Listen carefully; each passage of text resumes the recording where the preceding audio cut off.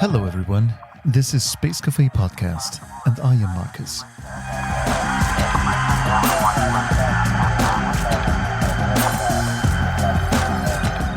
So I'm reading this wonderful book right now. I highly recommend it to all of you, no matter where you come from and what you're interested in. This is this is really important. It's by Rick Rubin, the legendary producer behind some of the world's most iconic music, such as the Red Hot Chili Peppers, Kanye West, Adele, Tom Petty, Johnny Cash, and so on and so forth. The creative act, a way of being, is a wonderful read, a meditation on what it means to create something new, something the world has not seen before, and what it takes to get there. It's not a manual, it's a meditation on the principles of creativity. And what's space got to do with it? Well, a lot, in fact, especially in this episode. Max Alexander is a space photographer specializing in making seen what cannot be seen to the human eye, at least from down here. That's great. Fantastic. So I have a question which I've kept till now. Will any of my photographs be shown? They won't, because it's only on audio. Okay. In this episode, we touch upon a broad range of topics from space, such as success and failure, the fragility of space, indigenous people in space, meeting Neil Armstrong. I have some comments about that. And Carl Sagan firsthand, and so on. We're starting the show, however, with a tragedy.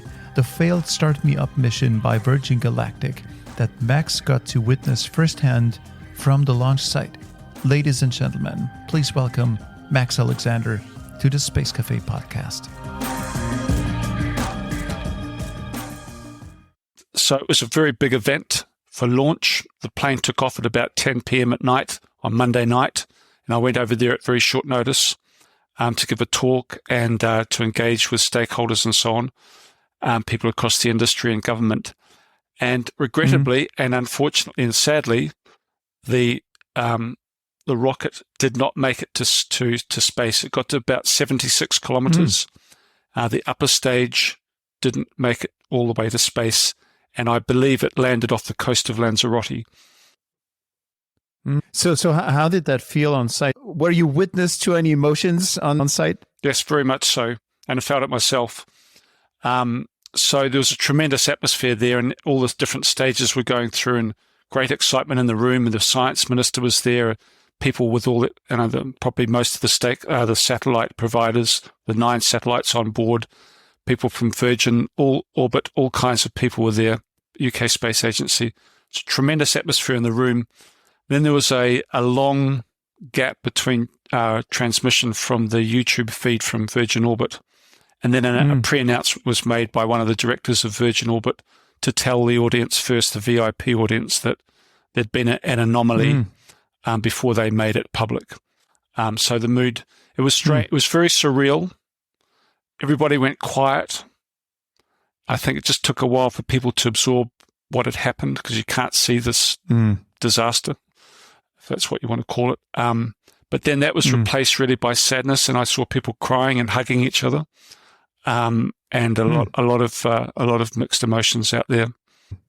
But that's I think this is not unusual, especially in the space industry. This is, in fact, I'm quoting Elon Musk, what is the norm, because there's either 50% the rocket makes it, 50% it doesn't make it during development processes. So maybe to the outside world, that's a tragedy. Of course, also to customers of such a mission. But maybe to Virgin, it's something that needs to be factored into the whole process. Or how do you see it? Well, the next day, the BBC were there covering it, radio and on the World Service and BBC television, and they were doing it on their main news broadcasts. So they followed it up the next day, and they had the British ESA astronaut Tim Peake came and spoke. I just caught the end of that, but it's what you're saying. It's in the early stages, there's a lot of failure, and it's just part of the normal trajectory, if we put it that way, for rocketry. And this is the beginning of the process for these rockets still. I think that's their sixth launch. The first one failed. The next 4 was successful. And unfortunately, the sixth one failed, the first one from the UK. So it was a big blow for the UK, but also, people know that it's a process, and it's a tremendous loss to those 9 satellite providers. But, there are other launch sites, vertical launch sites coming on stream this year, probably in Scotland. Those spaceports are being built now. So it's within that context, within the Virgin Orbit system, but also the wider system for launch from the UK, to put that into some perspective. Are you, as a photographer, as an artist, tempted during such emotional moments to take out your camera and capture that moment? Yep. I didn't. I was taking pictures of some of the exaltation as they went through the different stages as they were announced, but I just decided to put my camera away. There were photographers there, photojournalists and newspaper photographers and so on, and that's their job. Didn't really feel it was my role. Sure. I'm working for these people, for the UK Space Agency and the various project partners, ESA and so on. I just didn't feel that was my role. Sure. So I didn't take any pictures of that. Sure. It's a very fine line between making that decision and not doing it. I could imagine, as an artist, you being an artist, that it's tempting because you get very authentic expressions. But again, what would you do with those expressions? Yeah. Because there's people in pain. There's people in very personal situations. Yeah. So yeah, it's a tough call.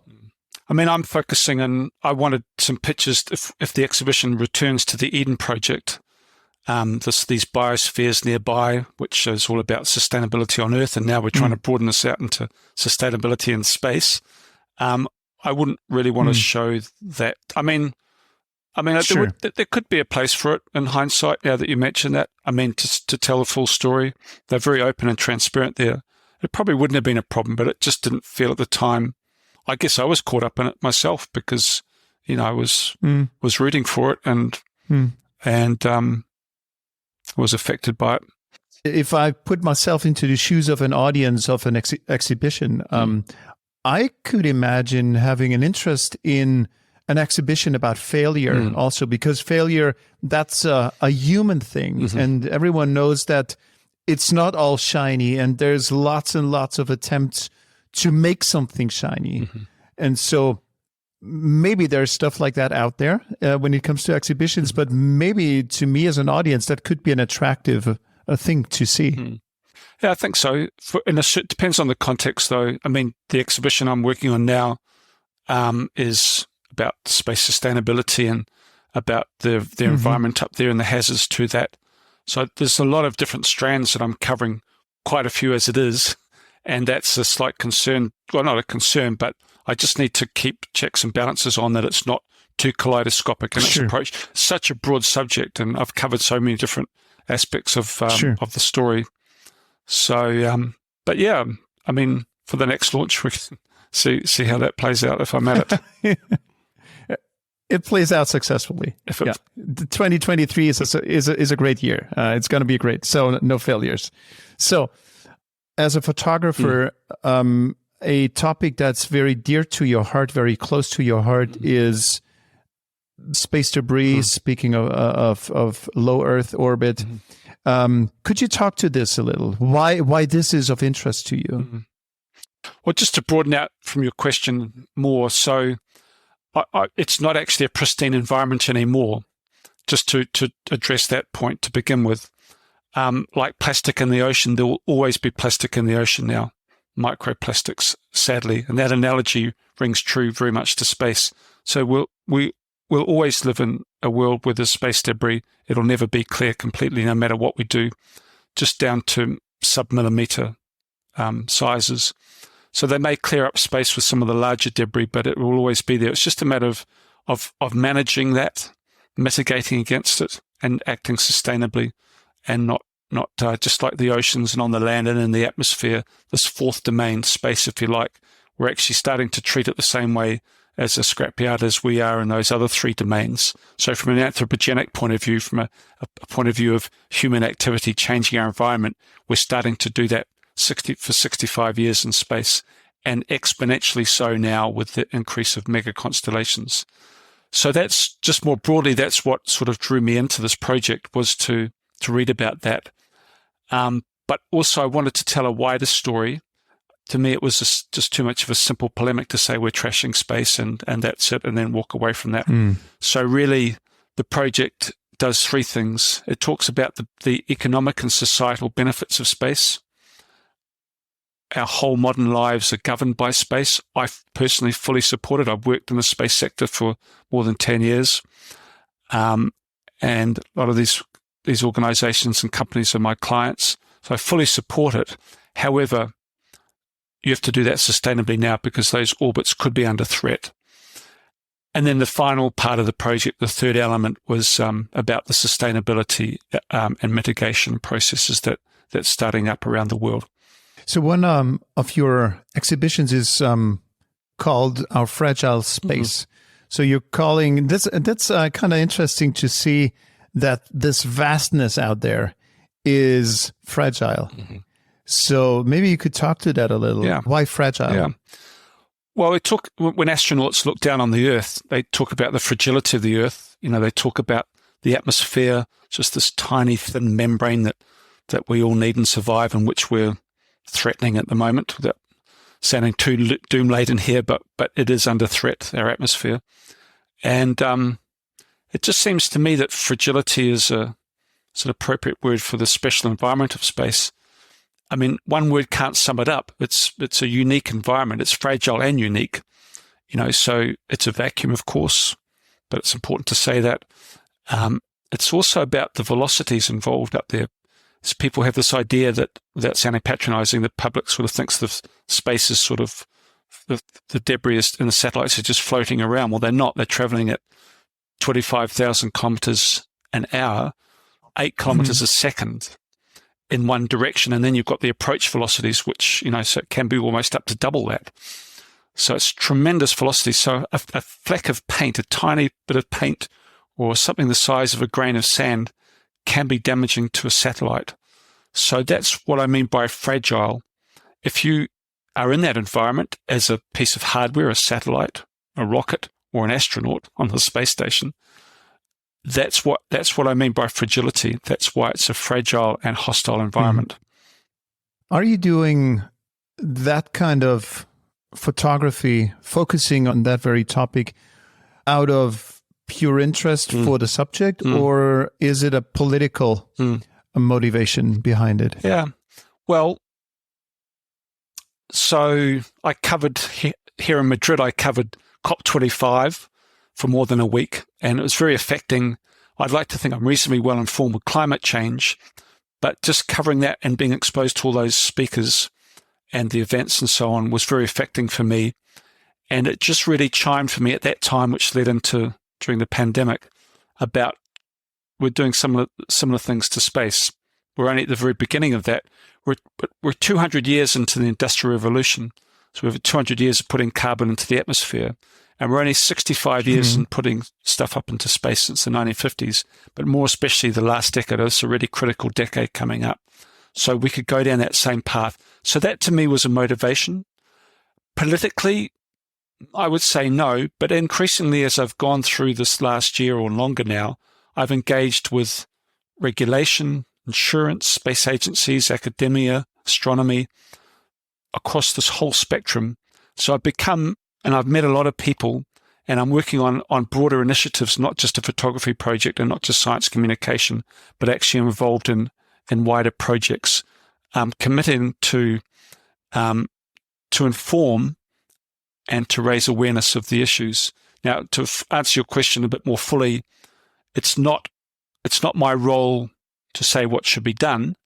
It's my role to present the facts as I see them in an objective way as possible. Of course, this subjectivity comes in any media form, but to try and tell the story as as accurately and as objectively as I can. And then that lays the platform for others to then be informed, policymakers, industry, and so on, to act on that. How do you approach taking photos of, in fact, something that is invisible? How do you make the invisible seen? Because we're talking about very small, maybe sometimes grains of debris up there. So how can you bring that down to earth and bring it into an exhibition and all audiences with it? How do you do that? Yeah. So that phrase, bringing it down to earth, is key really to what I did. So the starting point was from a human perspective looking up. So that's our perspective, and that's not going to change unless we become astronauts and go to space. So that is the starting point for me, a human perspective looking up.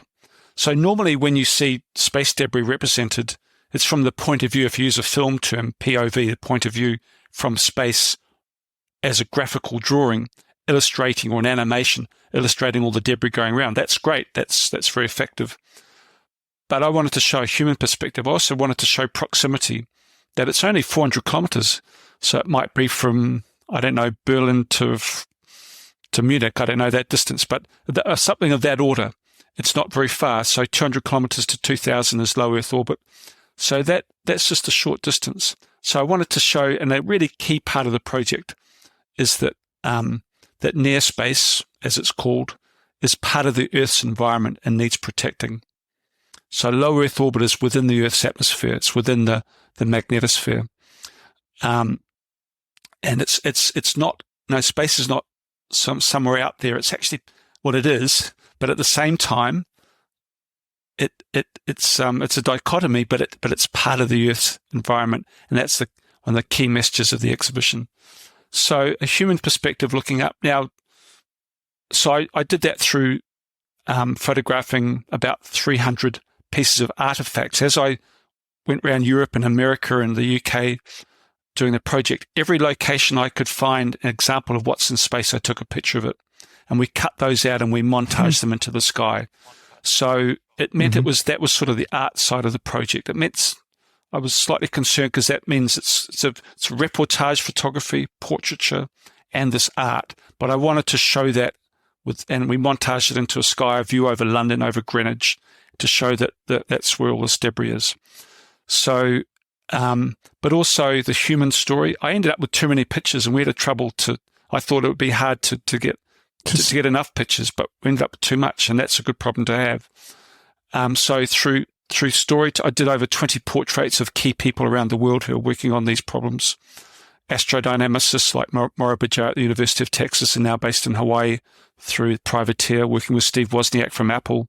There was a professor from Southampton University, Hugh Lewis. There was Holger Krag, who's head of the Space Safety Office in Darmstadt in Germany, head of and working on space debris. So all these characters and these people to tell a human story to connect to that audience, that was very important. Plus all the reportage pictures. So we ended up with a lot of content. We produced a very thick catalogue, 150 odd pages, and a big exhibition with over 70 pictures. Wow. I really liked your depiction of Moriba. He was on this show 2 times already. He's a great character.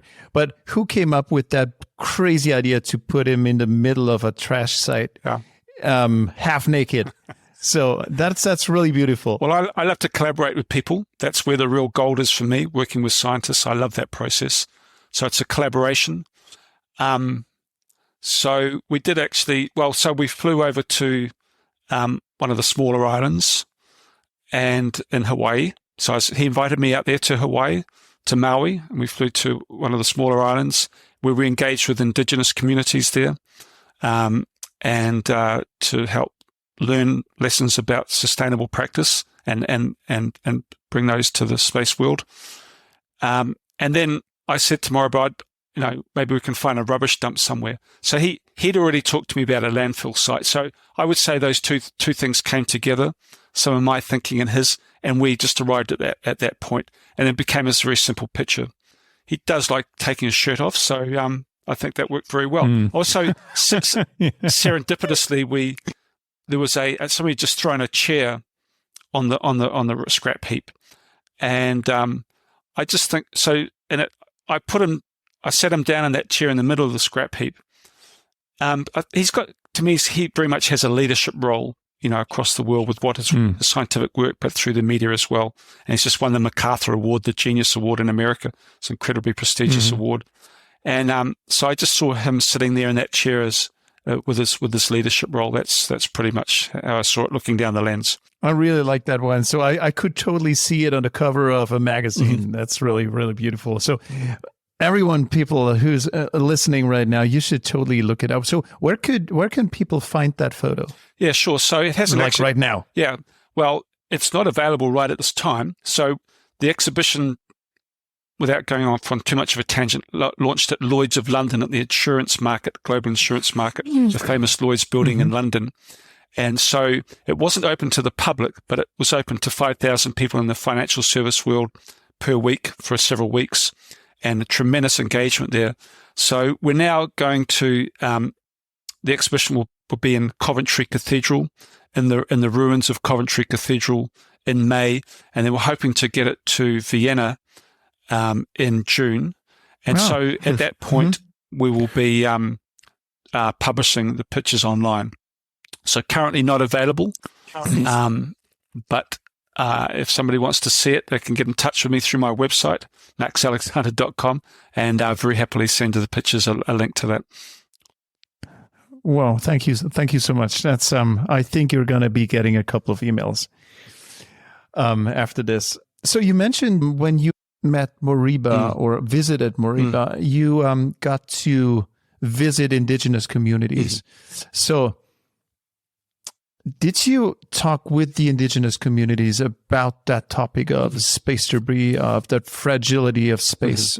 Yeah, because I'd be interested in hearing maybe an outsider's perspective, outsider in a very positive sense, of course, because we have a very focused bubble view on our own culture in the Western world. So I'd be interested in hearing maybe different voices that could help us understand ourselves and our doings a little better in the world. Yeah, that's a great question. Well, Moriba led on that. So I was there taking pictures of him. It was part of the trip, part of the invitation out to Maui to see Moriba was to go to the school. We went to a school, and they have very strong links with Privateer. So Moriba was talking to him about space sustainability. He has previously, but he gave a talk about that. And I was taking pictures, so I didn't have a discussion. But if I could just broaden that out and indulge myself for a moment. So on these wider initiatives with space sustainability, it's a very westernized set of rules and laws and regulations which are being applied to the global commons, to the space and the near space environment. And so, why have we got the right to say how things should be? I think the voices should be there from Native Americans, should be there from Aborigines in Australia, there should be from the Maori community in my native New Zealand. And those voices should be heard, and their relationships to the sky should be part of the conversation about how that global commons, the future of the global commons, the near space environment should be treated, and those concepts need to be hardwired and built into regulation. Do you know if there's like a considerable amount of native or indigenous folks in the space industry? Because I'd be interested in finding out if native people did space travel differently, or the space industry differently. Well, I'm pretty sure I've got his name right. Dan Hawke in America. He's a well-known scientist, a Native American, and he is working with indigenous communities in the Wisconsin area on reservations, and he's really trying to engage them with space, and including through NASA, who I believe, if I've got it right, he used to work for. And he's trying. I believe there's a Native American astronaut currently in the program, but he's trying to get more Native Americans involved in the astronaut program and having a voice at NASA. So those voices count and they matter, and those perspectives matter and should be listened to. So when you get to travel around the world quite a bit, you hear lots of different voices. And now if we focus our attention on your key topic, space debris, and the fragility of this place. Do those voices sound in unison, or is it different voices regarding that topic? Yeah. I pretty much found a unified voice, pretty much. That's my personal observation. I mean, I would like to think I'm in a unique position after a year on the road doing this job. And as I mentioned before, across space agencies, industry, governance, academia, astronomy. We live in the world of, this is unfortunately, we find ourselves in a period of climate change and loss of biodiversity. And to me, sustainability is being hardwired into us, certainly the younger generation. Maybe I'm wearing rose-tinted glasses and the actions are different our reality is different to the aspirations. But that's hardwired, especially into the younger generation. So I think you're pushing at an open door and people get it. I think what's important to get across in the project more broadly is that, space is in everybody's interest. We're not going to divide ourselves away from the use of space, in terms of navigation, telecommunications, the financial services, Earth observation. 50% of Earth observation for 50% of science for climate change is done from satellites, from space, from Earth observation. So that's not going to go away. We need that, and but it's this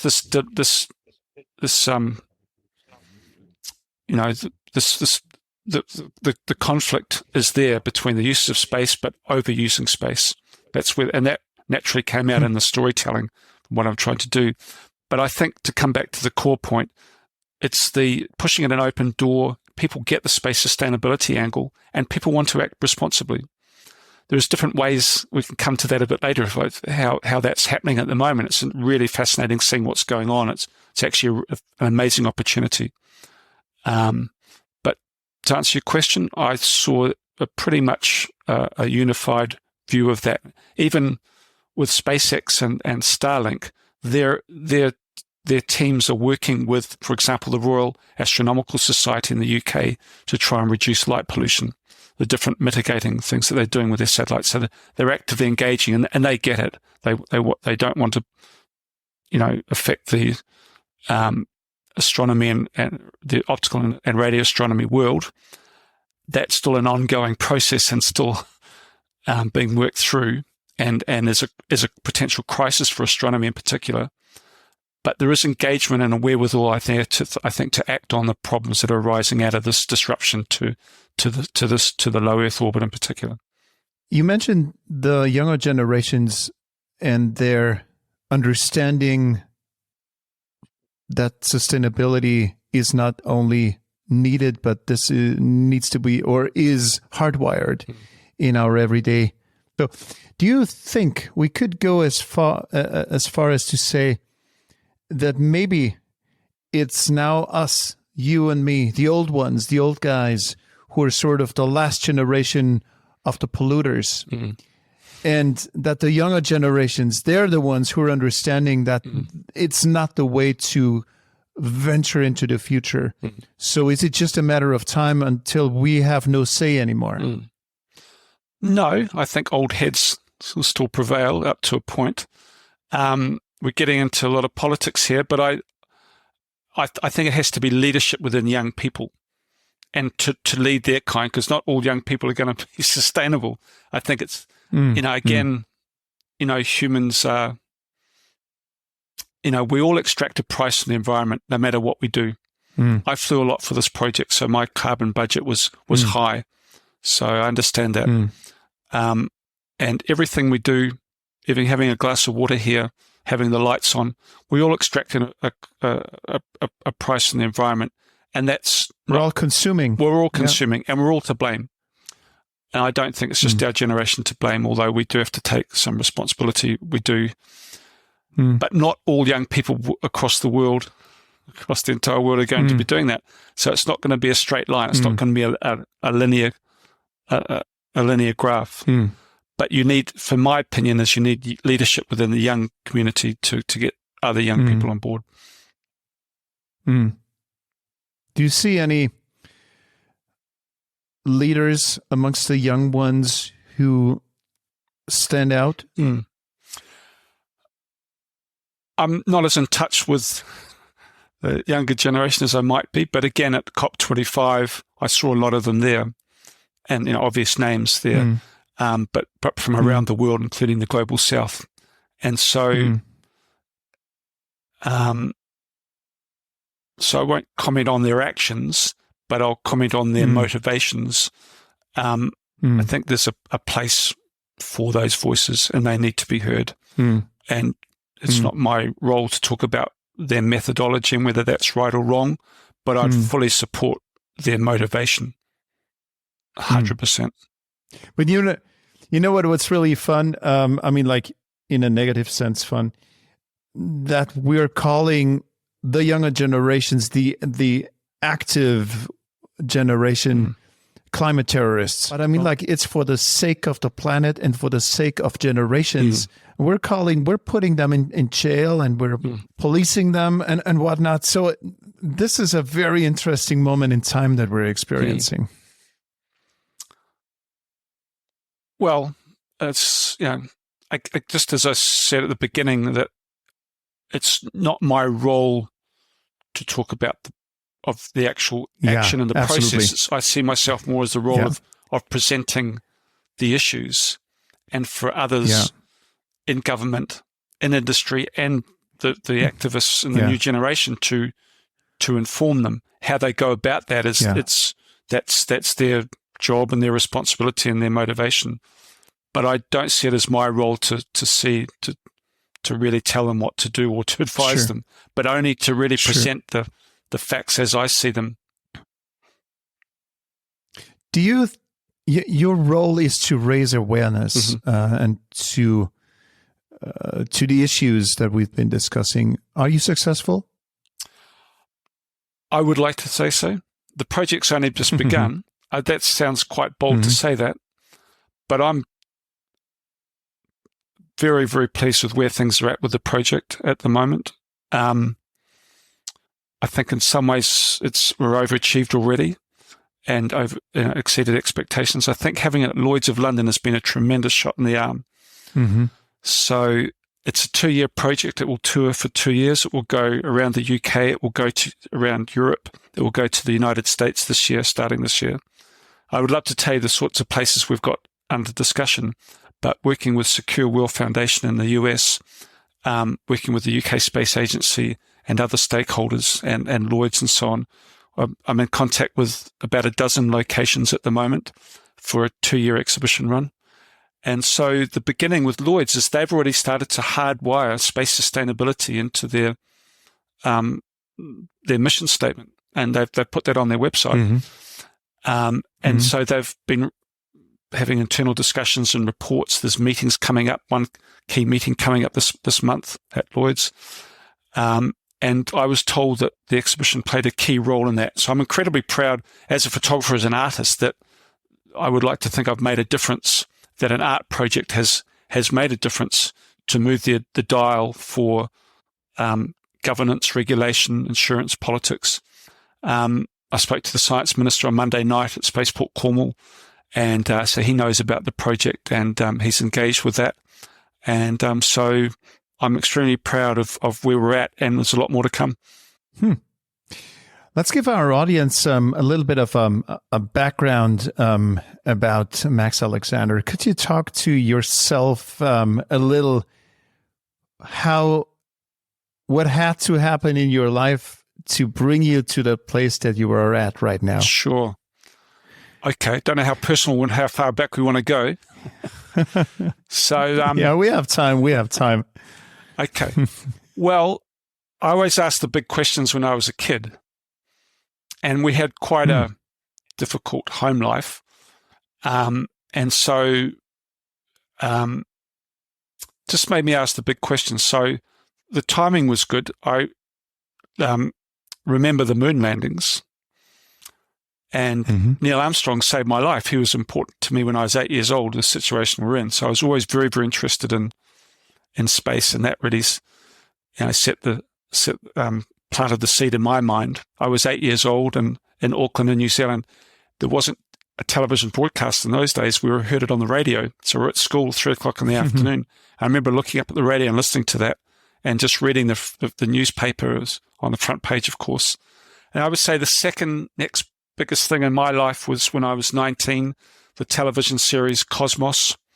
And the book Cosmos was really influential. At Carl Sagan. Yeah, Carl Sagan. And I had the privilege of meeting him in New Zealand when he came. No, you don't tell me. Seriously. He came out for Halley's Comet in 1984. So I met my hero. And also... How was Carl Sagan in real life? Sure. Well, it was at a press conference, and I went up to him. And he was there doing a press conference before we went to the South Island to witness Halley's Comet, 1984, I think.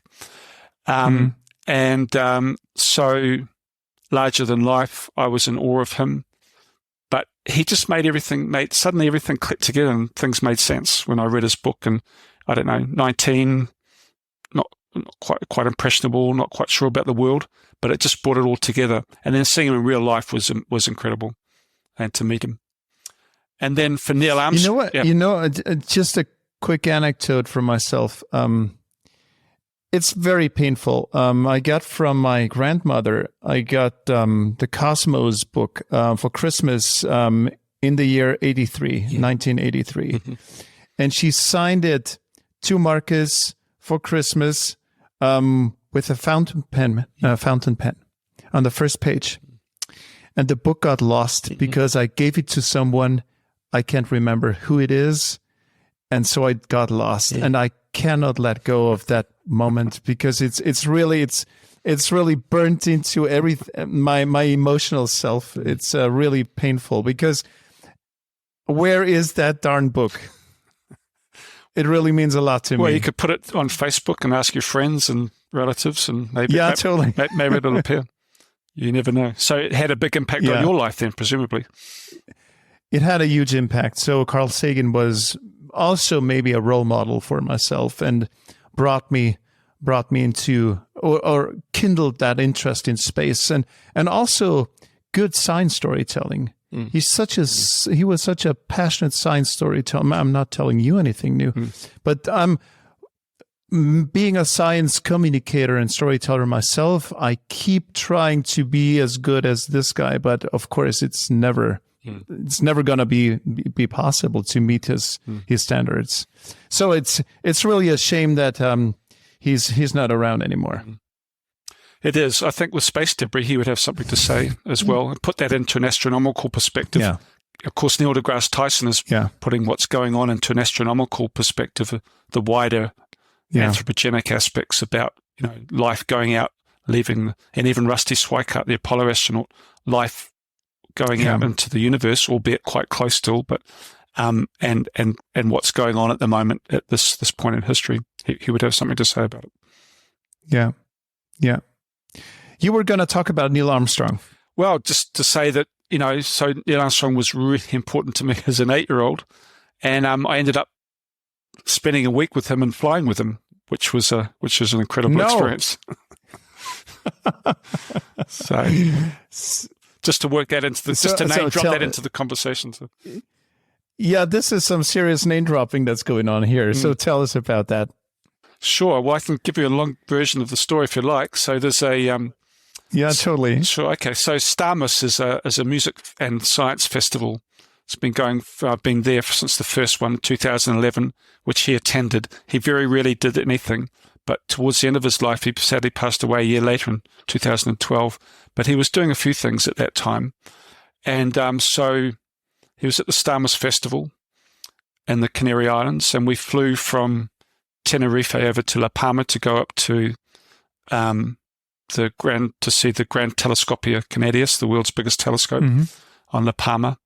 And so they pointed that telescope at the Sea of Tranquility, and then they showed it to him, and I just saw the look on his face. His eyes lit up when he saw that. And then we did a sunset walk up to the top of the caldera. So I had in front of me, I had Alexei Leonov, the first man to walk in space, Soviet cosmonaut, and I had my flash. in one hand, camera in the other, with a beautiful dusky light behind him. And then Neil Armstrong was walking down the hill, and I said, Neil, could I take a picture with you with Alexei? He didn't say anything, but he put his arm around Alexei Leonov. So these are two Cold War adversaries. Leonov would have been the first to walk on the moon if Russia had got there, if Soviet Union had got there first. They both fought in the Korea War. They were on the top of a volcano in the Atlantic Ocean, and they had their arms around each other. And behind them was George Smoot, who has the Nobel Prize for the origins of the universe for the cosmic microwave background radiation. So he was there as well. And I asked George, could you hold my flash for me? So that the Nobel Prize winner for the origins of the universe and the subject's the first man to walk in space and the first man to walk on the moon. So that was probably my most treasured moment of 30 years being a professional photographer. Wow. Is that photo somewhere where we could see it? Sure. Well, if you Google BBC Alexei Leonov, sadly, when he passed away a couple of years ago, the BBC used that in their obituary on Alexei Leonov. They used that picture on the BBC website. Okay. Beautiful. Okay, so we're in the name dropping game. So we got Carl Sagan, we got Neil Armstrong. Please go on. Sure. Well, I've covered the Starmus Festival for the last the six of them, and up that mountain that night was Brian May from Queen. I showed him the picture on the back of the camera, and so I've got to know Brian very well, and I had an exhibition with Brian once, which was a credible experience. And there was Richard Dawkins. I think it's important it's important to understand for maybe some in our audience. Brian May is a good guitar player, sure, for a fairly well-known band, sure. But he's also a great astrophysicist. That's right. So there's the astro angle to this guy. Yeah.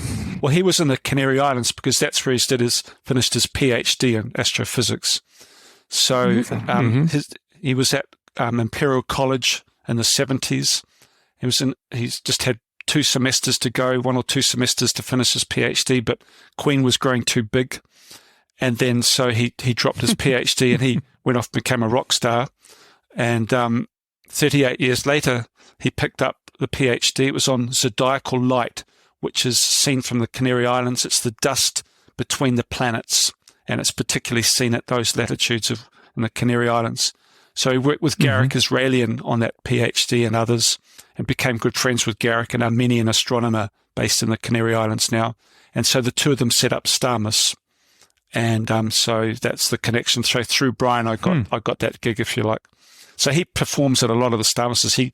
He's on stage, and we're just in Armenia with, I don't know, there's more than 5,000 in the audience, screaming Armenians, and Brian on stage belting out Queen songs and his own ballads and so on. So beautiful. And I cut you short. I interrupted you when we were going to say another name people may know, Richard Dawkins. Yeah, so Richard Dawkins, the famous evolutionist and geneticist, and so he's been very involved with the Starmus. So it's not just astronomers; it's science in general. He has a particular interest in cosmology, though, and origins, and how that relates to our evolution, going right back to the Big Bang. So he's been present at a lot of the Starmus festivals. And Asteroid Day too, which I've been very involved with, and I can speak to that as well if you're interested in about that. Brian's involved with that too. So I've got the cover of one of his books, his autobiography, Brief Candle in the Wind. That's not quite the title, but it's close to it. So for one of the international editions, he used one of the pictures on that. So he's also involved in a thing called Asteroid Day. So Asteroid Day is a global movement about raising the awareness about the threat of asteroids to the planet. And so Brian May, who's just been talking about, Queen guitarist, Rusty Schweikart, Apollo astronaut, Greg Richter's a German filmmaker, and Danica Remy, and Ed Lu, an American astronaut, set up Asteroid Day. But it was my idea for that, which has been recognized by the United Nations and goes to 150 countries around the world. So well, that's something to be proud of. Very much so, yeah.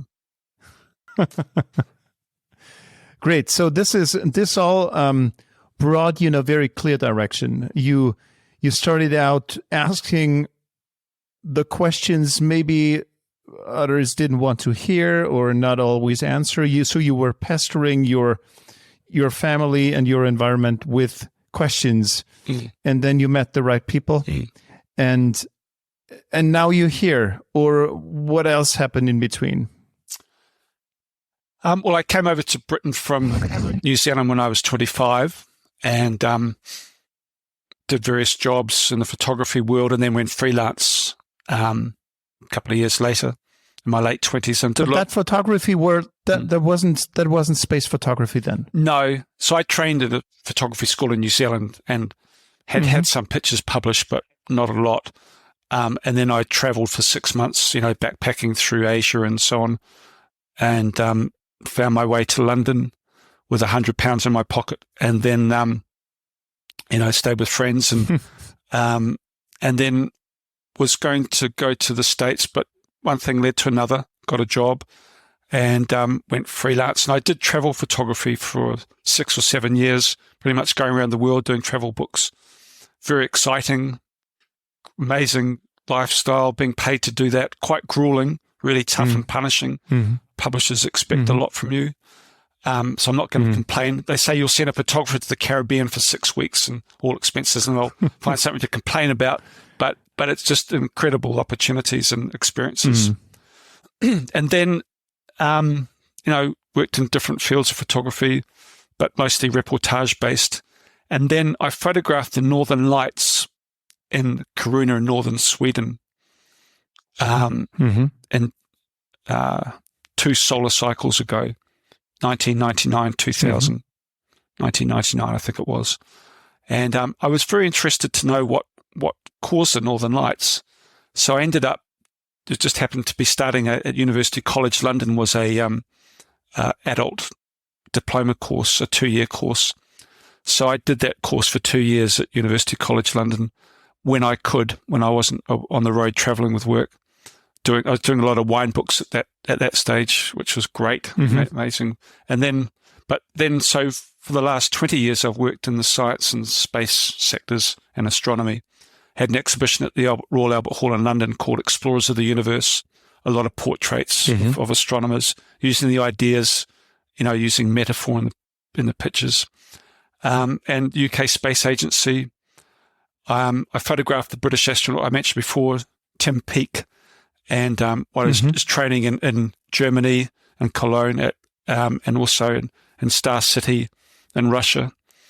And most times he came to London, Downing Street with the Prime Minister, on the sets of the BBC and so on. But Tim was very interested in my camera. It's the same Nikon camera that had on the space station. So we had some conversations about that. And I ended up training him for his photography when he was on the International Space Station. So I used to get emails on my phone from space, which was pretty amazing. How do I turn that damn thing on? Yeah, who's this guy keep bugging me on my phone here? So yeah, that was a unique in a photographer's life. That was a unique thing to do, a really special thing to do. Great, wonderful. Max, you were mentioning you were training Tim and passing on knowledge. Now for the photographers amongst our audience listening right now, is there any advice you'd like to share, especially when it comes to maybe from a technical perspective, doing the right thing when wanting to do space photography, but also maybe talk about serendipity in photography, planning versus coincidence and serendipity? Yeah, maybe. Sure. Well, I think that's really key right there. So I think if you want to do something well, serendipity is a chance encounter with a prepared mind. So you need to prepare your mind. They say do something for 10,000 hours and you'll get good at it, to fly an airplane or play a violin or take pictures. So get out there and take pictures. Don't look at the back of your camera. Don't always look through the viewfinder. Just see the picture in your mind's eye, pre-visualize it. And if you really see the picture in your mind's eye and you have that picture in your heart, and that's then follow your heart, follow that path. So, but you need to be prepared.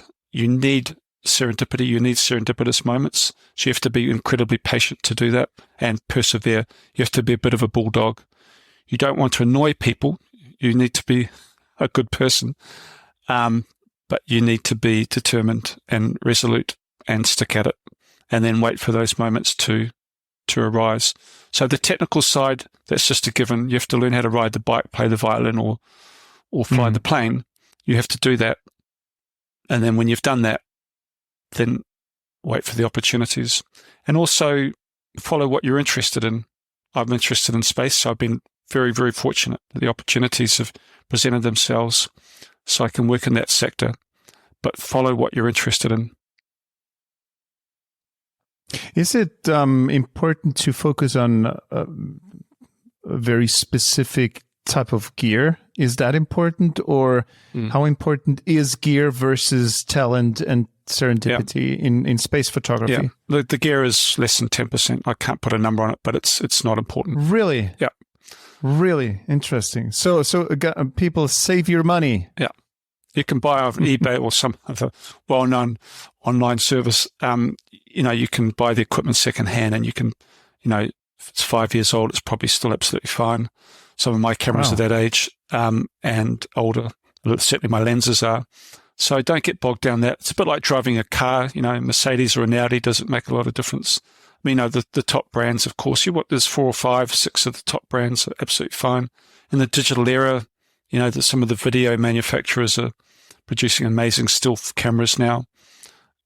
So I wouldn't get caught up on that. The mirrorless cameras, I mean, can't really teach an old dog new tricks. I don't know if I've got a small mirrorless camera, just a small one I carry around, but that, that's probably where things are going, or they have been the last few years. I'm still SLR, pretty mudy in the wool. I used to use a Hasselblad. I still got it for the portraits, but I can now do that mostly with 35mm. So, just it's more about the craft and less about the technique. The technique is you need to learn your skills, and you have to learn those inside out. But then you have to break the rules, free your mind up, and follow your passion. Now let's try something maybe a little difficult, but because this is an audio medium, not an audio visual medium. So, and we're talking about photography. So why don't you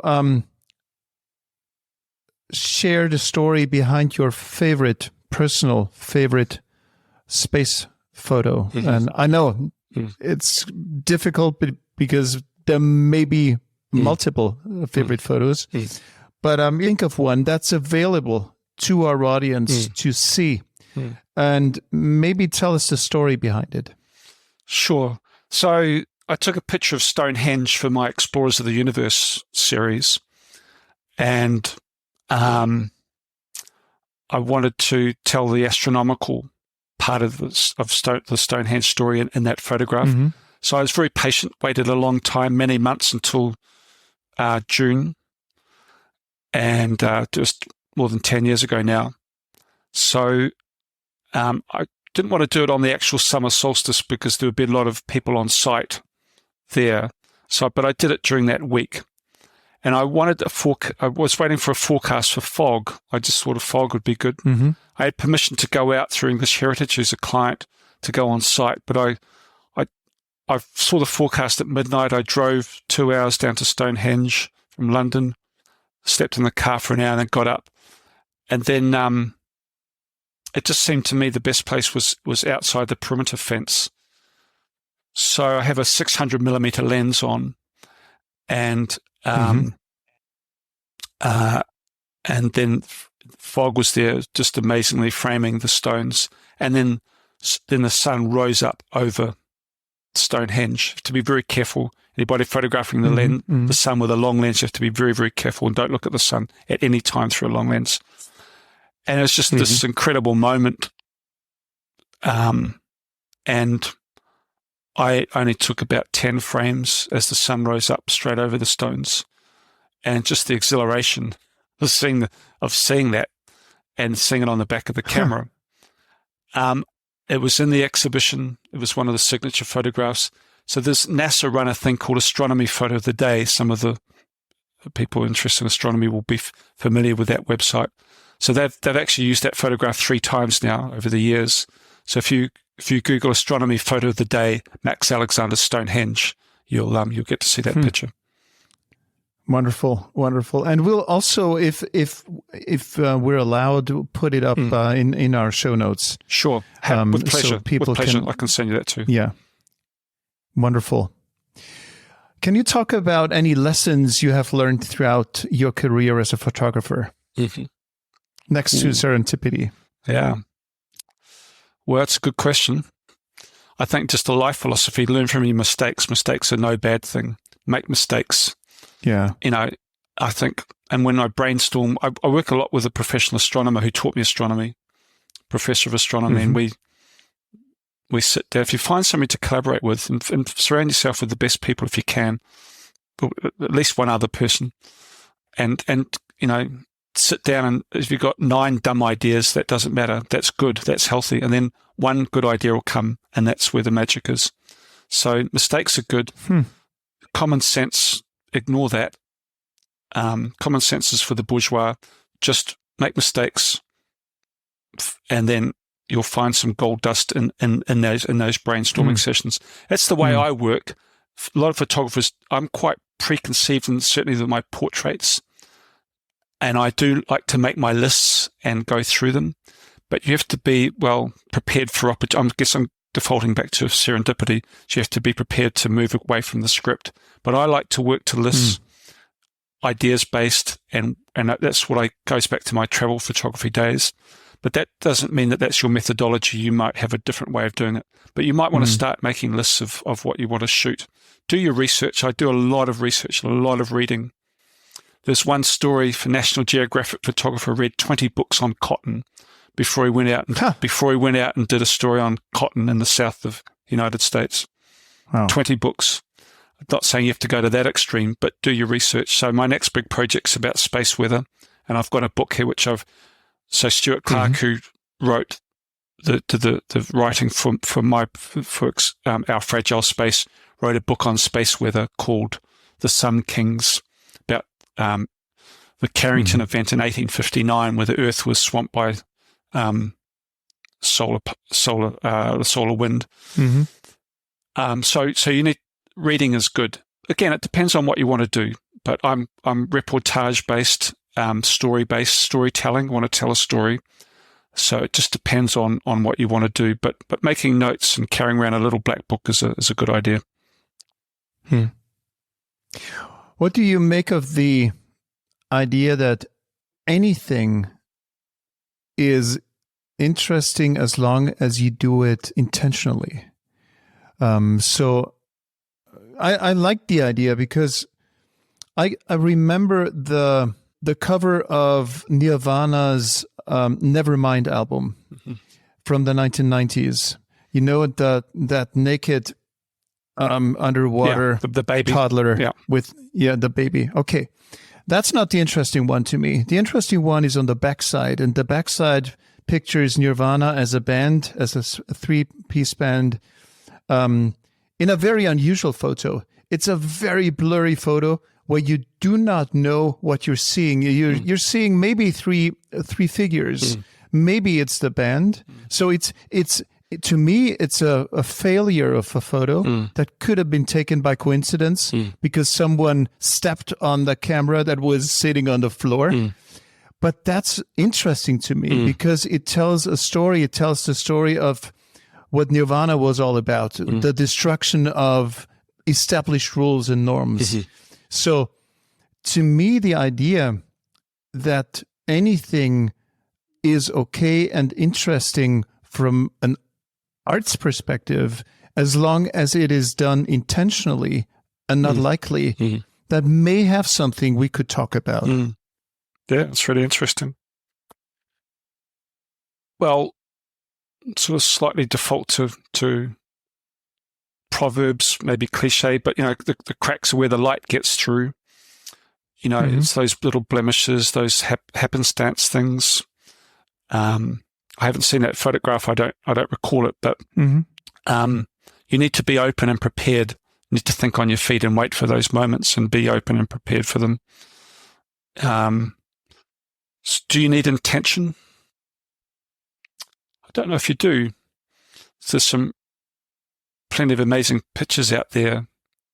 Well, there's, robotic space missions, for reference that. So that there is intent there because the operators pointed the camera on board, the telescope to a certain object, and it's been preconceived. But there's also happenstance photographs from space too, which are amazing, which are taken by a machine. So do you need intent? I mean, I hadn't really thought about it a great deal. I think for most of my stuff anyhow, to speak to what I do, I do want to have intent. But at the same time, life is what happens to you while you're making plans. So you might, but you need a plan. So you need a plan, and that's probably going to change. So I didn't end up with this project, Our Fragile Space, in quite the way I originally saw it. It grew and evolved. And in some ways, that was the strength of the project because the storytelling naturally fell out of the process. Oh, I need to tell the wider story. Okay, and I need to show that space is in everybody's interest. And that naturally wrote and that created conflict and drama in the storytelling. And I need to tell the space sustainability angle. So original intent, but then open to the story falling out, naturally falling out. How can all this help us mitigate that problem that you're focusing on at the moment, space debris? Well, so you've got all these different strands I talked about, policymakers at government level, regulators, United Nations. So I don't want to overstate my contribution, but, or sound patronizing, but a lot of very brilliant, informed people, civil servants across different sectors won't know the issues, won't understand. That should not be a given just because you might be reasonably well informed about an idea. You have to get the balance right because you don't want to patronize, but, simple things about orbits and that this stuff is just floating around. It's not. It's traveling tremendous velocities. You need to get those concepts across.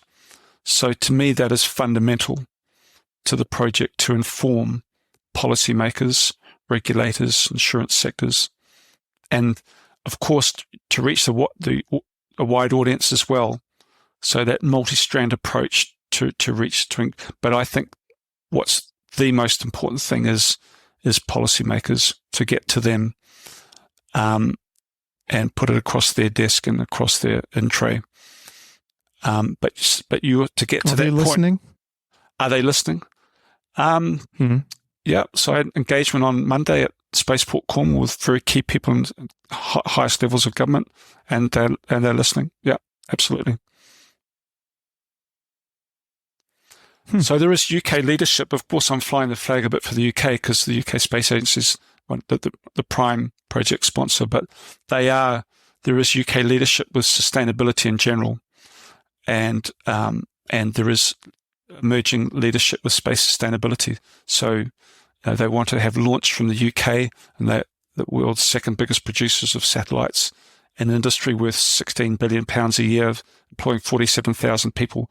So and it's growing at tremendous rates. So there's a real interest there, but also they're mandated across government to act sustainably for climate change, loss of biodiversity, all these different realms. And space is a new field for space sustainability. And that's an exciting opportunity. That is an opportunity right there.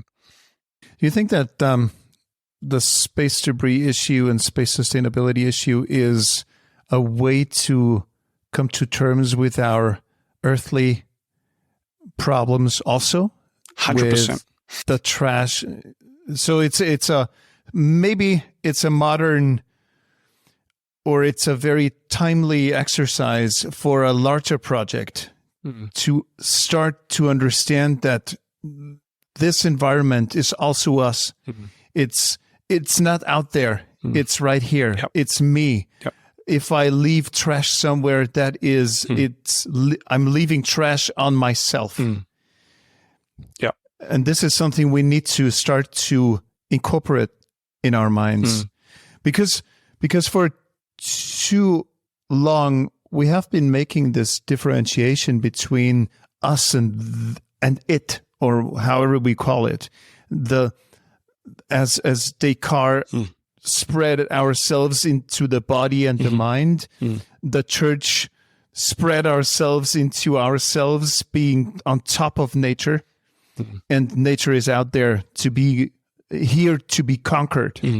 Maybe I'm exaggerating and overstating things, but so we need to find maybe a way to not only mitigate but also consolidate those two worlds and bring them to where indigenous communities are right now. So maybe indigenous communities are way ahead already. I think they are. I think it's a really good point. And I don't, I can't remember the exact quote, but in Pacific Islands, the sea and the ocean and the sky blend together. So you're on the ocean at night, the stars and the sea blend together, and that's hardwired into their storytelling going back through generations and millennia, and that they can teach that interconnectedness to nature. And I totally agree with what you're saying. We feel like we've risen above nature. We forget we're part of nature. We're part of the universe. The universe is in us, and we are the universe looking back at itself. We are nature looking back at itself, as Carl Sagan referencing him. Yeah. And Neil deGrasse Tyson. Absolutely. Again, the indigenous communities can teach us those value systems, and I think after the Renaissance, we've compartmentalized everything, and we've always risen above nature and considered ourselves not to be an animal. We are an animal. And we live on a planet, and we're going, we're all travelers on this planet. And if you look at the Gaia principle, we're all part of the same ecosystem, and we forget that. Yeah. And space and near space is part of that story. It's all part of our same environment, and also to the point about trashing. This idea of throwing things away. Well, there is no away. If you throw it into the ocean, it's gone somewhere. Even into space, I would throw it into space. Well, no, it's not. It's part of it. Unless you go outside the Earth's orbit, there is no away. Exactly. So and that's a fundamental idea. It's not difficult. Yeah. It's an easy concept. Yeah. Wow. Max, I have two more questions on a completely different note. Sure. A fun question now. So for your future space trip to a distant planet, because I guess you'll board that ship if you're invited. But it's going to be a very boring ride because it's a vast place out there, as you know, a lot better than myself. What kind of tune would you want to bring or to introduce on our Spotify playlist for the future space traveler? Which one are you picking? Because we have a real playlist for that. And I'm asking each guest for their contribution. Great question. Well, I've just rewatched the film Martian with Matt Damon, and he was very frustrated when he was on Mars for years and years because there was only a disco collection up there. So I'm not going to suggest a disco collection. I would. Nirvana's piqued my interest. I come from the generations before that with New Order. I think with lyrics though, you would probably. There's a band called The. And there's the Perfect Day by Perfect. I'm trying to buy some time here. Perfect Day from Lou Reed would be beautiful. But I think with the lyrics, if you kept playing it, it might lose its impact. So I'm going to go for a piece of classical music, something by Bach, a Bach concerto, if I may indulge myself. Sure. Which one? I'm going to show myself up as a Luddite here. I'd need to check which one. So something very, very Baroque and with a harpsichord. All right. Because I'll look it up on Spotify and then put it on that playlist. So sure. Please do find one. Sure, I'll do that. I'll do that with the exact title and send it to me. But if I had to choose one lyric-based song, I would probably go "Perfect Day" Lou Reed. All right. That's perfectly okay. So let's pick that one, right? Let's go for that. Let's do that. Yeah, let's go for that one. Good. So, and another question. The Space Café Podcast is obviously a coffee place. And in coffee places, you now and then have yourself an espresso to energize yourself. Mm-hmm. Now, why don't you share an espresso for the mind with me and the audience? Something that inspires. And you can pick whatever kind of topic you want to pick. An idea you feel like that could be an espresso for the mind. So something internal or something that you could actively do?